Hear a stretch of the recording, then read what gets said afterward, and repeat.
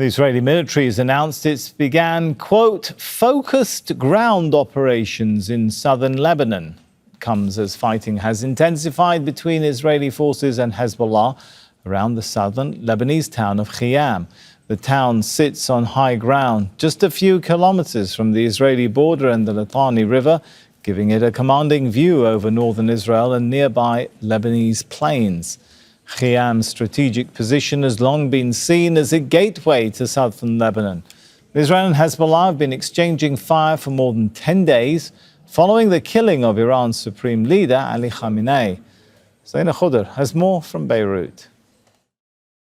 It lies along an important junction, a road that links the eastern and western sectors of southern Lebanon, one of the roads as well leading to the Bekaa Valley in eastern Lebanon, another area where Hezbollah has influence. What Israel has been trying to do is really try to cut the supply lines, the logistical capabilities of Hezbollah, so it's unable to bring in more weapons and fighters to areas south of the Litani River.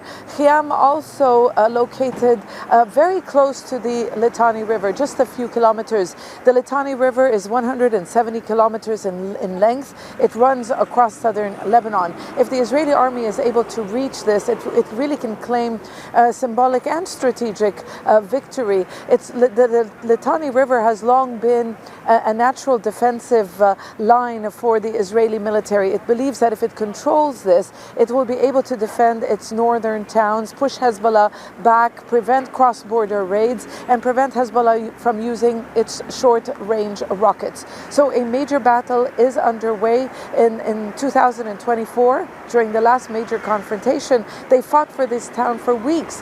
Dozens of Hezbollah fighters were killed, really a testament on how important the area is for the group. Nida Ibrahim is live for us from Ramallah in the occupied West Bank. And Nida, we know, of course, Israeli occupation troops were in Lebanon, but what do they mean now by launching targeted ground operations?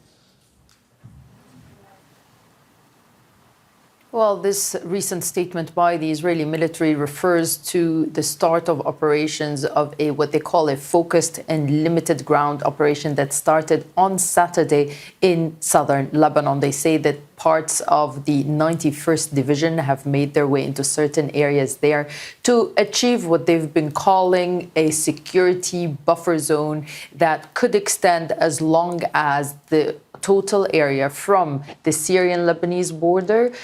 the Israeli-Lebanese border until southern Litani River. They are not ruling out the ability or the preparations, rather, to go into a ground invasion that would extend them to areas that they haven't been in since 2006. Now, the Israeli rhetoric seems to be more about needing to do that for defense reasons, for security reasons, to prevent Hezbollah from firing into northern Israel, specifically that there's also another missile that has been used by Hezbollah in the last few days, which is a long-range missile that can hit into central Israel. And we could read into these Israeli military officials talking to Israeli media that they are intending to request from the government to extend and increase the number of reserve forces from 280,000 soldiers to 450. That also could be seen as part of the Israeli efforts to expand the operations in Lebanon into a major ground operation.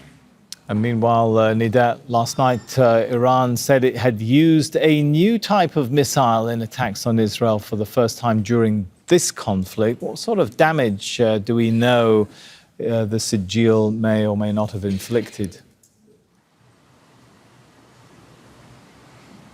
Well, as we always say, Sami, Israel keeps a very tight military censorship on what information we can get from the damage that has been caused by either the Iranian missiles or Hezbollah missiles, particularly in strategic and military sites. So it would be hard to tell what damage these sigil missiles have inflicted on Israel, but they're part of advanced missiles that have been causing alarm in Israel, these fragmenting warheads that could splinter and explode into areas that could extend to a few kilometers. That complicates the issue of interception, but also it adds more radius of the damage and casualties. Of course, this is a situation that Israel has been monitoring very carefully. We could see that they are trying to get more intercepting missiles, more ammunition to try and combat these waves of missiles from Iran.